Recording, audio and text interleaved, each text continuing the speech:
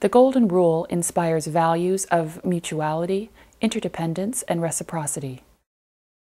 One global family. Well, to me, I think that means that the whole world is like a neighbor, one big neighbor. So you help your brothers and sisters around the world. It's like helping your next door neighbor who's right beside you. So it's kind of the same thing. Scarborough Missions has developed workshops and retreats which inspire students to animate the message of the Golden Rule through art, drama, and music.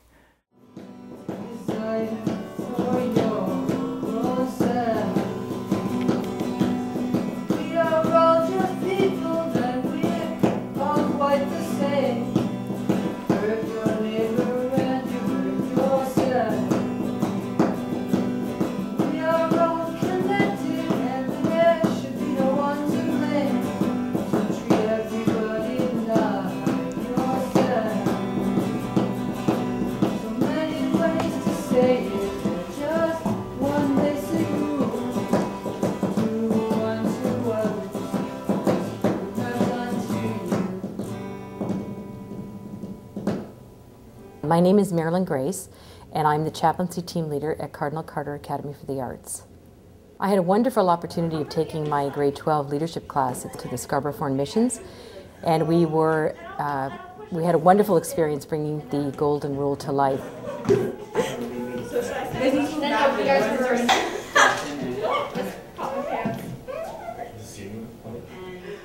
Two bugs are playing in the middle of the road when all of a sudden a car came speeding towards them. Lucky Jane the Janus was there. No! Beep, beep. No! No flies will die on my watch. Well, kids teach you a lot about what works and what doesn't work. Students have taught me that it needs to be holistic. That we need to, a day that to be effective is not got to be about information, it's got to be about an experience. Katie and I usually begin the day with some sort of introduction that gets them to be still. And so the first thing she does, and I just love this, is take a breath. She invites us all to just stop and take a breath. And that is where we begin. And she says that the breath is like, well, as Gandhi says, our best friend. And the Golden Rule begins with ourselves by taking a breath.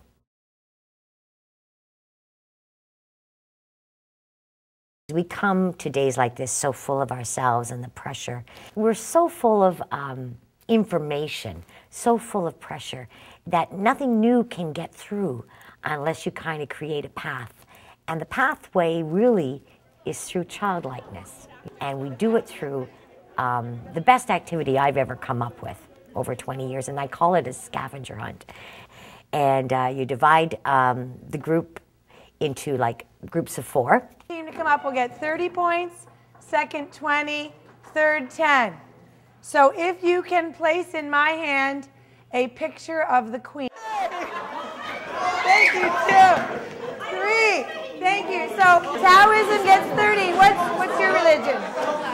Islam gets 10. First person here gets 30 points, then 20, then 10. Showing me a hole in your sock. That's a guy's advantage.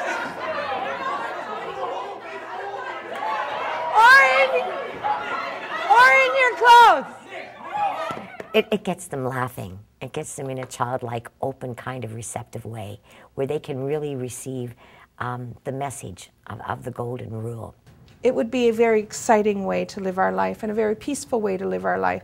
And each of the world religions that we'll talk about also take the Golden Rule as a part of their world religion. And they express it as a way of living life. Confucianism, one word that sums up the basis of all good conduct, loving kindness. Do not do to others what you do not want done to yourself. Hinduism, this is the sum of duty. Do not do to others what would cause pain if done to you. Native spirituality, we are as much alive as we keep the earth alive. Jainism, one should treat all creatures of the world as one would like to be treated. We're going to ask each group to enact their Golden Rule. So Islam's going to enact theirs, Buddhist theirs, Hindu, Native spirituality, and Taoism. Here are some of the caveats. Listen.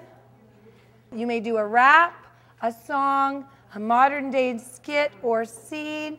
You can do an abstract motion thing, but you're to embody the golden rule and your faith tradition and the corner of the world that you are from.